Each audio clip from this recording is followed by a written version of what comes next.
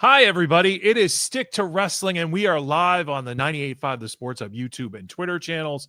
I am joined by two-time TNA Impact World Champion Eddie Edwards, two-time X Division Champion, a seven-time TNA World Tag Team Champion with Davey Richards and Brian Myers, first wrestler to ever hold the TNA and ROH Triple Crowns. My friend, Eddie Edwards. How are you, sir? I am doing good, man. How are you? Thank you for having me. I'm great. Thank you for taking time in doing this. A lot of exciting things going on. TNA had Slammiversary. It's amazing to me, and it's a credit to you and all the other talent that was the 23rd edition, the 23rd anniversary of TNA. Yeah, right. Like it's great that TNA is still around after all those years. I know some people a few years ago wrote them off, and last night you guys are setting attendance records at 7,000 fans, and that's very notable, Eddie. So for you, being a longtime TNA superstar, what does that mean for you that TNA's been around for so long and you got the highest attendance figure in the history of the company?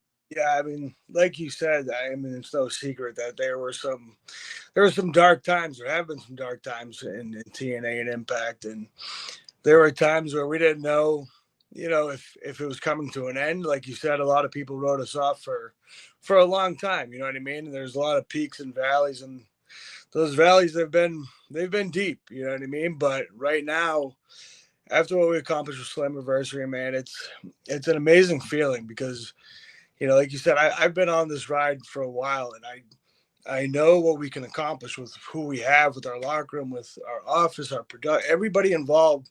We all have the same goal. We all have the same dream of what we want to accomplish, and I think we can all feel it coming. We're getting there. We're slowly getting there. It's like there's no way I'm jumping off this ride before we reach our destination. And that's what we want to do. And after last night, that's amazing that we're able to do that. But I think we all have bigger dreams to accomplish, and I think it's just a matter of time until we do that. But the roster went out there and killed it, and the fans turned out, and it was truly something special. It's something where, the older I get, the longer I've been wrestling, I try to take time and kind of step back and appreciate and, smell the roses. And that last night was one of those moments where it's like, wow, we did this together. And it was pretty awesome. Well, and a few things that you want to accomplish is TNA Impact is live at the Ryan Center in Kingston, Rhode Island on this coming Thursday night. And there will also be a TV taping on Friday, July 25th. For future Impact episodes. You can get your tickets at uritix.evenue.net. That is Kingston, Rhode Island. And also, one of the worst kept secrets in wrestling was that the Songus Arena is going to host a TNA pay-per-view event, premium live event, Bound for Glory in Lowell, Massachusetts at the Songus Center on Sunday, October 12th. Tickets are going to be on sale this week. If you're a TNA Plus member, you're going to get a passcode that is going to allow you early access to a pre-sale, which I believe is Wednesday. Everybody else who does not sign up for TNA Plus, which is their streaming service, you're going to have to wait until Friday. And the good seats might be gone by then. I know Jay Stu is going to make sure that he purchases a ringside seat for the Bound for Glory show in Lowell at Songus Center, Sunday, October 12th. So Slammiversary, you were involved in an 8-man tag with the System and Matt Cardona. You yourself, Eddie Edwards, picked up a pinfall victory, which I was happy to see you win with the Boston Knee Party. Just a little bit of background. How was the System created and put together? It's something that, somewhat organically happened, which I think, in wrestling, those are usually the best case scenarios where, we were a group that, we traveled together, we hung out together, we would go out to eat together. We were a group that we were together all the time. And, we said to Tommy Dreamer, like, what about trying to put us together? You know what I mean? Like none of us had anything specific we were doing at the time. It's like, why not just maybe throw us together and we can see what we can do. And, he was open to it. He put us together, and it's a pretty cool feeling to be able to go to work and be doing things with your best friends and my wife. You know what I mean? It's like this is the dream right here. Like, you know what I mean? I get to go to work. I travel with my wife. I get to go hang out with my best friends. I get to go wrestle in the ring with my best friends. You know, it could be a lot worse. So, yeah, it organically happened. And I think once we were together, we all kind of felt like, let's take advantage of this and make this count. And I know none of us want it to come to an end anytime soon. So that's the goal, to keep it going as long as we can, because we're having the time of our lives right now. And I know Mrs. Anything is Possible. She put out a very appreciative tweet of the 7-year run and being kind of disbelief. So how much fun has that been more directly, that you get to experience all this thing with your wife in the ring? Yeah, it's pretty wild because, you know, for a long time I was the only one getting up at the crack ass of dawn to go catch a flight on my own, and, you know, kissing her goodbye and, you know, going off to work. And now she gets to do that with me. So I'm not the only miserable one in the morning. We get to we get to do that together. You know what I mean? And it's funny, we've been doing it together now for so long. I had to go somewhere a couple weeks ago on my own, and it's like, well, this is weird. I'm traveling solo, which before that's all I ever did, but now it's like I have her by my side, which changes everything. And as far as like at work and in the ring, watching her grow, you know, you talked about that tweet that she put out, and it's so very true. Watching her grow, you know, she was first brought in just as my wife for the story that we were doing at the time, and then, you know, she wasn't given many opportunities at the beginning, you know, here and there, you know, a few chances here and there, but slowly but surely, every time they would give her a chance, she would go out there and kill it, whether it was in a vignette in, you know, Swingers Palace, or if it was a pre-tape or a live in-ring promo with me and somebody else. It didn't matter. She would go out there and kill it. So now that she's been doing it for so long and she is one of the main focus points of the group and the company, it's pretty amazing to see. And I know, you know, I've of course knew she could do it all along. I think it took a little bit for people to realize that from the outside, but now that she's been doing it for so long now, people can see that, oh, she's the real deal. And I still think this is just the beginning for her. And I think it's a good point with the system going forward, right? And I'm a big advocate. I think Lowell, Massachusetts, it's going to sell out for the Songus. And I've told you this privately. I tweeted at your boss today, which hopefully doesn't get you in trouble. But like, if Eddie Edwards is the headliner challenging for the world championship against current champion Trick Williams or anybody else at the Songus Arena on Sunday, October 12th, that building is going to sell out. And I can't stress enough how important it is that Boston's going to show up for you and cheer you on and cheer for the system. Well, except for Brian Myers, because he's a Mets fan. But hey, if I've come to terms with that, everybody else can. I know we've had that, but I mean, he's a Knicks fan too, so we've had some issues, but we've grown. We've gotten past it. We can all do that together. All right. How bad was his trash talking when the Celtics blew 2 20-point leads in the playoffs? You know, surprisingly, is that when you mute him? Is that when you push the mute button on the phone? This is where we knew that we're best friends, is where the trash talk was never too bad. We went into it kind of accepting, may the better team win. And, you know, we weren't shit talking the whole time through text. It was like, if we're killing them, that's fine. I'm not going to talk trash, and vice versa. So no blows were thrown. No, you know what? No elbows, no nothing. We worked it out. And I think that really shows true sportsmanship and friendship right there. I can appreciate that. You know, Brian Myers and Matt Cardona, they have the great action figure company. You have your own action figure. Has that come out? Has that were they doing a big rubber guys of you, or was that the Major Bendy's one? No, it's Power Town action figures. They have not come out yet. Last I heard, September. This has been an issue going on, so hopefully, that's what I'll say. Bigger problems in the world than that are holding up some action figure things. For you, the system showed up on NXT last week, and it created the story that led into Slammiversary and your win. For you, what was it like showing up on NXT and specifically showing up in a WWE owned ring? Yeah, it was cool. You know, it's this partnership has obviously led to some unique opportunities for a lot of people, which it's been great for us. I feel like it's been great for NXT. They've been able to send, some guys and girls over to us to work on our shows and giving them opportunity to step outside their comfort zone.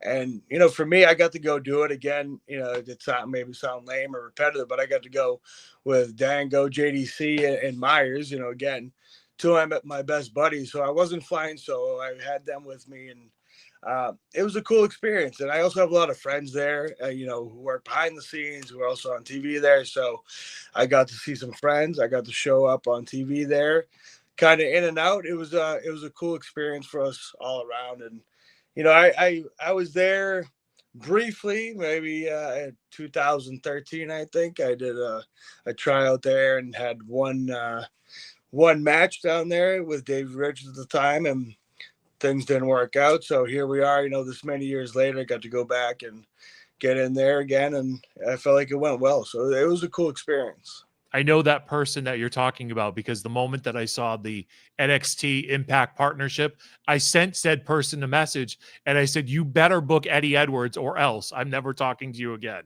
I will give him credit. He's been putting in the work trying to get it done for a while. So it was cool for us after all these years. We started in New England together. Now to do that together, in NXT, WWE, it was it's a pretty. There are two local guys on that creative staff, and they have heard from me about putting you on those shows. So I appreciate that. Of course, I'm a huge advocate of yours, Eddie. Did you have because I know that territorially speaking, like some people are just WWF fans or NWA, WCW fans, or they were East. Did you have the dream growing up of being the WWE champion or being the NWA or WCW champion? Was that, or was it the tag team titles? What was that? Was that big dream to be on the New York platform or the Atlanta platform as the main guy? For me, and I think you would agree, being in the Northeast, that we were WWF. That was what I watched, and that was what I fell in love with it. And once I fell in love with WWF at the time, I fell in love with wrestling as a whole, and it kind of opened my horizons. But originally, the dream was to go to WWF and become a champion there. And but over time, dreams change and things change, and life changes, which makes opportunities change and everything like that. Yep. So that was probably the initial dream, and that's what got me into it. So going back to being on NXT, it was cool to be able to get there and do that and show my family and stuff. They got to watch it and see that as well, so it was cool for them too. Well, hopefully there's more NXT crossover, and I wouldn't, with everything that NXT has done, by the way, they've stolen the Impact TNA World Championship. They've stolen the Women's World Championship. So I guess my hypothetical is, when does TNA go in there and start stealing their world championships? Oh, that's a great question. I think, hopefully that does happen at some point. I think it would only be fair, but it's an interesting time in wrestling as a whole, and especially with this relationship, because you don't know what's going to happen necessarily. I think at Slammiversary, people thought they knew who was going to walk out the champion, and that didn't happen. You know what I mean? So, probably a lot of people are upset and pissed off, and I get that. But I think for us, it's just about telling the story and getting people to tune in. And I think we have a really interesting scenario with NXT versus TNA. And I think over time, I think it could keep growing and growing into some sort of, big payoff or big battle. But, we'll see how that goes down the road. I see it. I'm very inconsistent with my let it play out, or, this should have happened here. But for example, for some of the bigger stories that have happened, we just saw Jon Moxley lose in AEW. We saw Roman Reigns have a 4-year run. There were moments in those title runs where, Sami Zayn should win in Montreal, or Drew McIntyre should win in his home country. The big one was, how could Roman beat Cody Rhodes in Los Angeles at WrestleMania 39? Well, it led to a bigger moment. And selfishly, Mike Santana has done a lot of good things, and I was happy he got that moment. And Joe Hendry had a similar moment.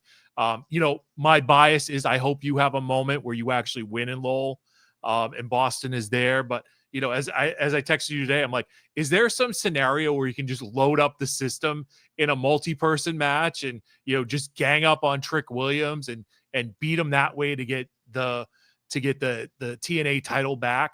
But you have to have all these little moments beforehand before you can have the big payoff, and that's part of the story. The big part of the story I always feel in wrestling is the chase. We're no longer in the era of Hulk Hogan as the 4-year champion just fighting off all these giants, right? We're now in an era where Cody gets a big time chase. Whoever is going to unseed Trick Williams is going to have a chase. Hangman Page in AEW had a chase. There are a bunch of other people. The person over my shoulder, local guy, Matt Taven, he had a big chase and won the world championship at Madison Square Garden. Bryan Danielson had a chase in AEW to win the world championship in London. So all this stuff builds up until you hit that point. It's like, that's the right guy. And right. That's wrestling, right, Eddie? Exactly. And I love that people, do get very fired up about what they want to happen or what they think should happen. But like you said, sometimes you got to sit back and let it play out. And it could and hopefully does lead to some amazing moments down the road. But the good thing is, people are talking one way or another. People are talking about the event. People are pissed off Santana didn't win. People are pissed off NXT's holding our titles. Well, guess what? That's going to make it that much sweeter when TNA does get those titles back down the road. Yeah, you guys got to jump in and steal some of these NXT titles. That's what I'm saying. You have a group. You can just go in there all guns a blazing and just wreak havoc and kind of go from there. And it leads to TNA announced that it would be the Hardys versus Team 3D. But it was just Bubba, so it makes me wonder if it's Devon or Spike. I don't know if there's another mystery Dudley that comes out of nowhere. But they've announced already for Bound for Glory that it's going to be the Hardys and the Dudleys. And that's a good starting off point. But they need to really start the build towards Lowell, Massachusetts. And I selfishly want you to be part of that and challenge for the World Championship or the NXT Championship or something. So, I guess a more broader question is there another world title run in the future of Eddie Edwards? I definitely think so at some point. Whether or not it'll be as soon as BFG, I don't know.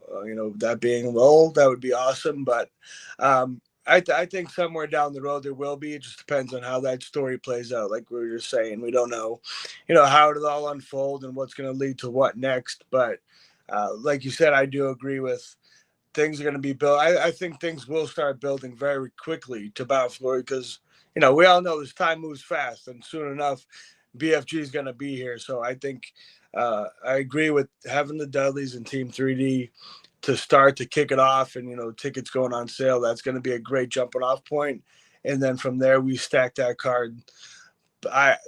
It's Boston, it's Lowell. We need to stack it, and for so long, people you've asked me, fans that I see at conventions that shows when is TNA coming back to Boston, come back to Lowell, and I'm like, I don't know. I hope sometime soon, but now finally the time has come, and we're finally coming back. In all my years that I've been with TNA, I've never done a show in or around Boston. This will be my first time at BFG, and I can't wait. And I just need Bostonians, I need New Englanders to just show up and show out, because this is the time. And if you want TNA to keep coming back, we got to show them how we do it, and show them that this area is so hot for professional wrestling and for TNA. Everywhere I go, people want TNA here. So finally that time has come, and we just need to stack it. Let's go. This Thursday, July 24th at the Ryan Center, July 25th at the Ryan Center. Tickets on sale at uritix.evenue.net. That's a mouthful. Bound for Glory tickets are on sale. If you're a TNA Plus member, you'll get a pre-sale code. You'll be able to get your tickets on Wednesday. If not, you got to wait until Friday. This is an interesting thing, Eddie, because I don't know that I've seen you wrestle live. I think I saw you in a prelim match at BU for Ring of Honor. Oh, yeah. But I don't know that I've actually seen you wrestle live, which is a wild thing since I've watched, I was thrilled when you beat Bobby Lashley for the world title. I was thrilled on your second world title reign. Like all that's, I don't know that I've seen you actually wrestle as an experienced pro wrestler live, which is mind blowing to me. I mean, it really is. We've hung out numerous times. We've seen numerous times, but yeah, the fact that hasn't happened is pretty wild. So I definitely will. You better, you know what? I'm going to send another message to your bosses and be like, look, Eddie's main eventing the Songus Arena. Like it's gotta happen. Otherwise, but I will say this, and I think it's, we're talking about how some people wrote off TNA before and Slammiversary had 7,000 fans. You guys are on a very slow build and partnerships are working out well. I think 7,000 fans, a record attendance for you. If you guys get the right regular TV deal, rather than just showing up randomly on Nessun or Nessun Plus or Nessun Nation or whatever it is, you guys are really poised to become the number 2 brand and a clear number 2 brand. Because everything you guys have been on a roll for probably about 2.5 years. And so, and it's not like this one giant step where you're over the top, but you guys are taking little steps. You had the Nick Nemeth run as world champion. Joe Hendry got hot at the right time, and you just have all these things going right for you. So hopefully those small steps keep going. I mean, do you know anything about a potential TV deal, bigger TV deal? I mean, nothing more than Carlos has said in the media himself. Sure.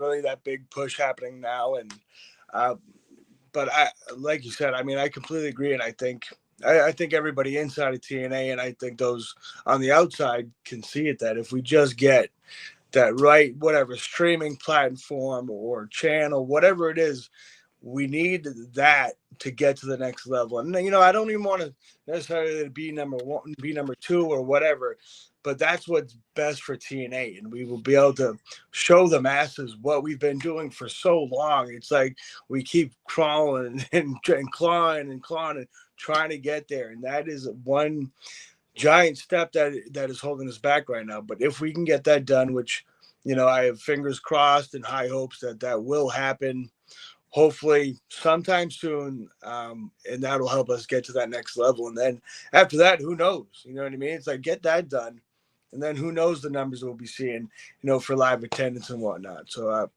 it's an exciting time. And it seems like Carlos Silva has been a really good boss since he acquired the company. Yeah, he's he's a great businessman for what he's been doing, and I think he's the first to admit that he's not he wasn't the biggest wrestling guy coming in, but he wants to learn and he wants to be a part of it. And he wants to know about wrestling in TNA and outside of TNA. So I think that really helps. Where he has such a strong business mind and he's learning about the wrestling business, which is a crazy business on its own, and slowly putting those two things together to kind of create the best possibilities. And I think he's done a really good job. He's brought in a lot of people, in marketing and production and all that stuff to help move the company forward business wise. I think the proof is in the pudding. So it's been going well, I think. Was he like a casual fan at one point and he just saw like, this is a business model that I can expand on? Yeah, I believe so. I'm not sure. No problem. The deep backgrounds of Carlos, but I know he was a fan at some point, a very casual fan, I think. And, but I think he saw the opportunities within this company and what he could do with it. Do you have somebody at this point that you're either itching to wrestle against or team with? That is a good question. And I feel like I kind of always give a similar answer, which I probably kind of at that right now, where at TNA, it's like, we have so many great people on the roster, but going off of Slam, Moose and Leon Slater had an absolute banger of a match, And Leon is, I think everybody's on board with this now. He is the future, of TNA, ideally of TNA. You know what I mean? Let's not let him get away. Keep him with TNA. He is Sure. he is a young kid. He has a great mind for professional wrestling, and he loves learning. And he's just a good kid, like a really, really great person. But I've wrestled him, on TV before, but I would love to get in there with him, on a pay-per-view or a PLE or whatever it's called now. Yeah, whatever they're called. I don't know. To get in there with him and to just go out there and let it go. I think that would be a lot of fun. And with, the NXT partnership, there's just a lot of people from over there that I'd be welcome. Come on over to TNA, or I'll go over there and wrestle. Not necessarily one person specifically, but I'm up for anything these days. You know what I mean? I just want to try to keep getting new experiences and wrestle people that I haven't, which, that right now is pretty easy because there's a lot of new people around. Do you think you'll ever get another run at Ciampa, or when he becomes healthy, Kevin Owens, or, somebody from your old ROH days that you've had some classics with? I mean, only time will tell. It would be a lot of fun, but I mean, anything is possible, as we know. As we know. And in professional wrestling, you never say never. So who knows what will happen? Historically, you've had the best chops in wrestling, and that's not just like fans. That's what some other wrestlers who may be biased because they're your friends have told me. Outside of yourself, who else has the best chops in wrestling? Moose has some pretty good ones. I mean, he's a big boy. He better have some good chops. If not, I mean, it's just pathetic. You know what I mean? He has some good ones. Roderick Strong, of course, I think everybody knows he has some really good ones. And I'll go back in the day, New England Indies, a man I wrestled many times, Big Rick Fuller from WCW fame. He's a big man, and he had some big hands and some big chops. He used to outline his hand in Sharpie, I believe. So when he would chop guys, you would just have an outline of his hand on your chest, and it would be almost perfect too. So wow. he had some really good ones. I'd say he's pretty famous for that around here, I'd say. I do see, before we talk some Celtics, before we wrap up here, I do see that you're wearing a Jay Briscoe t-shirt. You got any good Briscoe stories? I know the answer is yes. So what are your good Briscoe brothers stories? I mean, which ones can I say so I'll say one that, it makes me look kind of shitty too, but whatever. Always looking to do the best for business, Eddie. That's why people love you so much. We were in Florida. I believe it was like maybe a Mania weekend with ROH shows, and we did our shows, and everybody go out. We have a good time. Everybody likes to let loose and whatnot. And I remember back at the hotel had an outdoor pool, and we were up in the balcony. We're all hanging out. I don't know who thought it'd be a good idea or what happened, but somehow some furniture ended up in the pool. It may or may not have been all the outdoor deck furniture on the second floor ended up in the pool. Don't know how it happened. I was involved, and I'll say Jay Briscoe, sorry, buddy, he was involved too. We cleaned off the second floor. I mean, I thought we were helping. We got rid of all the furniture. We end up going to sleep. Nothing happened, whatever. We wake up the next morning. We're like, oh, man. I'm like, oh, what did we do that? Why did we do that last night? We walk out, and all the furniture is just back where it was. Magically, perfectly back where it was. Nobody said anything. I don't know if this is a normal occurrence there or what, but somehow everything was back perfectly. I'm like, did we dream that? Did you did what happened? But somehow, knock on wood, we didn't get in trouble. Nothing happened, and it was just it was just a fun time, and nobody got hurt, nobody got in trouble, so nobody got arrested. That was a good time. I feel like the Briscoes are going to go down as one of the great tag teams in the history, from the last 25 years. And the crime outside of the Kevin Owens, Sami Zayn shout out after WrestleMania 39 is that it didn't make it to the global audience. It didn't make it to the most people. But they truly, whether it was one-on-one matches against themselves or tag team matches, they're going to go down as some of the greats. And their impact in tragedy was amplified even more. Yeah, they're unreal tag team. More importantly, outside of the ring, just two of the best dudes in wrestling. It's and also just a great family. I'm gonna get emotional or something, but great family.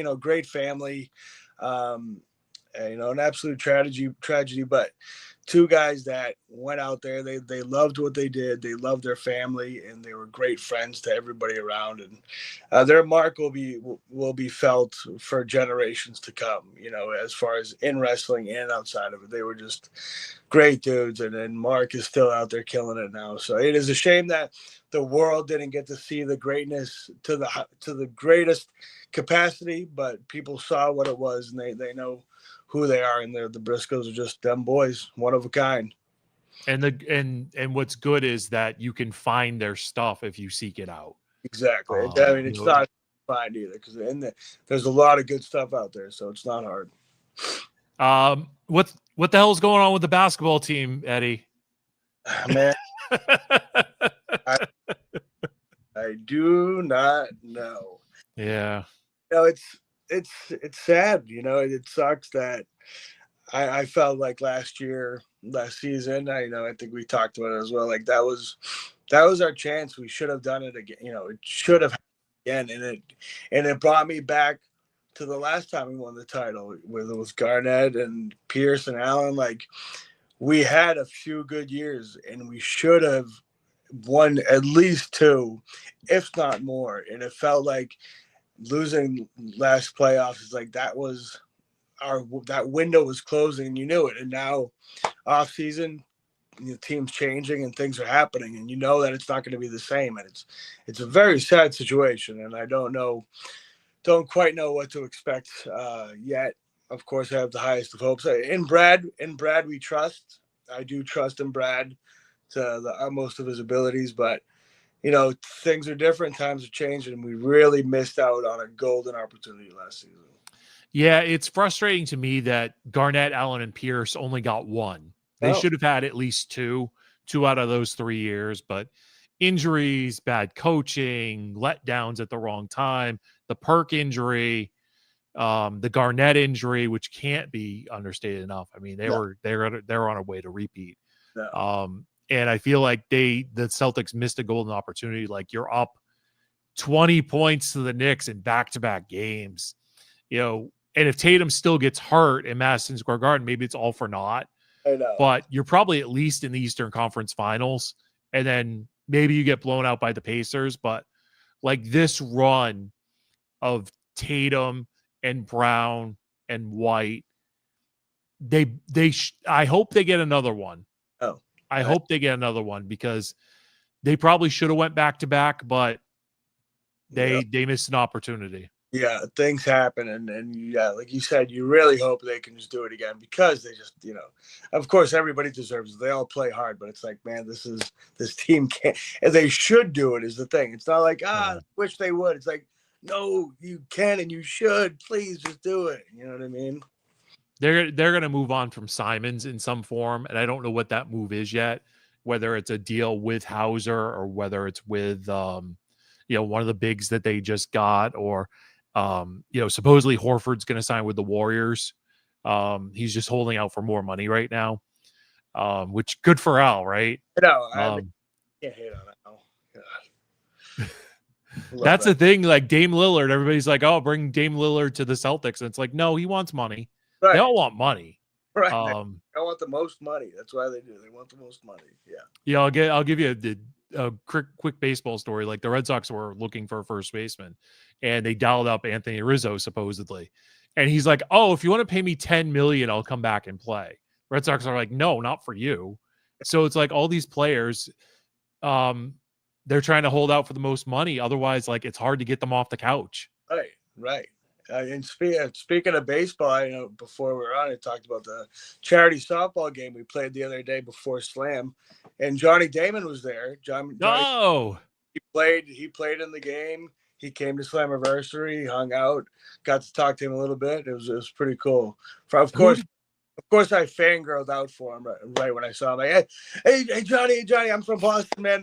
Thank you for everything you did. I love you, man. You know what I mean? I'm great. And he's like, yeah, good, all right, cool. Like, all right.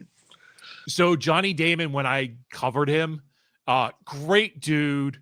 Lived in Brooklyn. I think he's got 7 kids, maybe 8. Yeah. But Johnny was great. He was accountable. He was funny. He got into a pushing match with somebody last night. With the Nemeth, Ryan Nemeth. Yeah, that's what it was. That's what it was. Happened to a better guy than Ryan Nemeth. So. Perfect. I saw him. We saw him do comedy in Vegas. Yeah, I saw you there. Yeah. We chatted up. We saw them do. Everybody was there for Nick, and Ryan just happened to be the sidecar that we all dumped on. Yeah. Johnny did Savannah Bananas at Fenway too. Oh yeah, he did. I've heard great things about the Bananas. I would love to check them out at some point. I haven't. Ciampa threw out the first banana. Oh really? Did you know about this? Oh no.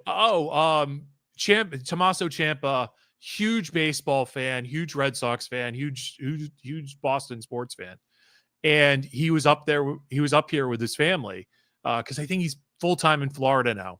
So he's up here. Bananas are in town. There's a Red Sox connection who helps out as many wrestlers as he can. Got him on the field, got his daughter on the field who got to do the rally speech.